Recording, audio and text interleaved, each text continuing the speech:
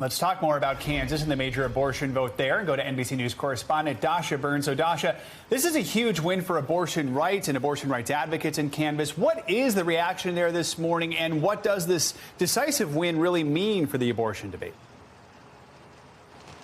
Yeah, Joe, we have been talking all week about how this is the first big ballot test on abortion rights, and the results were clear and sent a very big message. There was no question. It was a decisive victory, as you just mentioned, and we were in that room last night that you saw in my colleague Hallie Jackson's piece. We were talking to those voters, and the moment that NBC News called the election, it was electric. There were cheers that were ongoing for an hour plus. People were crying. This was high stakes. We've talked about how Kansas is basically an island of abortion access in this region, as so many of their surrounding states banned abortion after the fall of Roe. So people really felt like this was significant, not just for the state, but for the entire region. And of course, for the nation, as eyes were on Kansas watching to see what was going to happen here. I'll tell you, the folks in that room were all advocates, many of them working, volunteering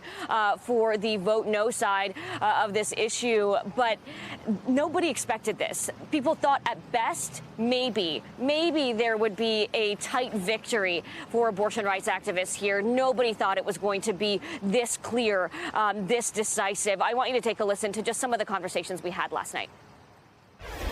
I'm just really proud of Kansans for, against the odds, sort of speaking up for themselves. Joy, just pure joy.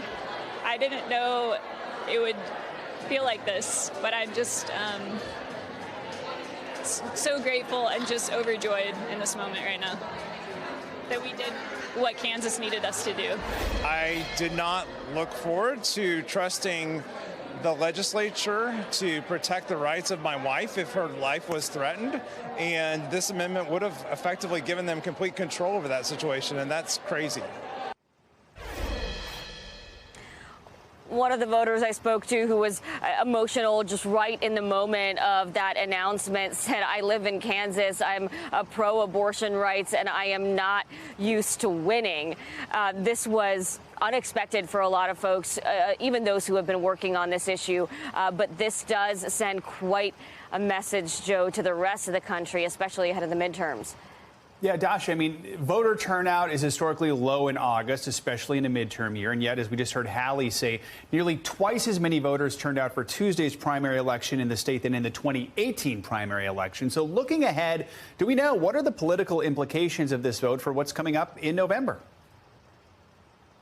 Yeah, turnout at this level for a primary in a midterm year, it's virtually unheard of. Here in Johnson County, turnout was over 50%. That is incredible. And the things that we were looking at with this race was what happened, right? The decision, yes or no. But it was also turnout to see whether this would be an issue that drove voters to the polls. And I think the answer is clear. Absolutely. This is a driving factor. This is a motivating factor, unlike anything we've seen in quite a long time, Joe, especially in a state like this. This is a conservative leaning state. So, we'd been talking last week about how even if this was a tight race, even if the yes vote won and this was a close race, it would be pretty significant.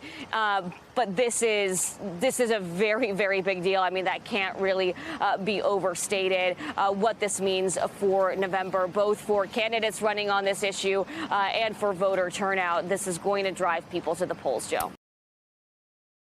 Thanks for watching our YouTube channel. Follow today's top stories and breaking news by downloading the NBC News app.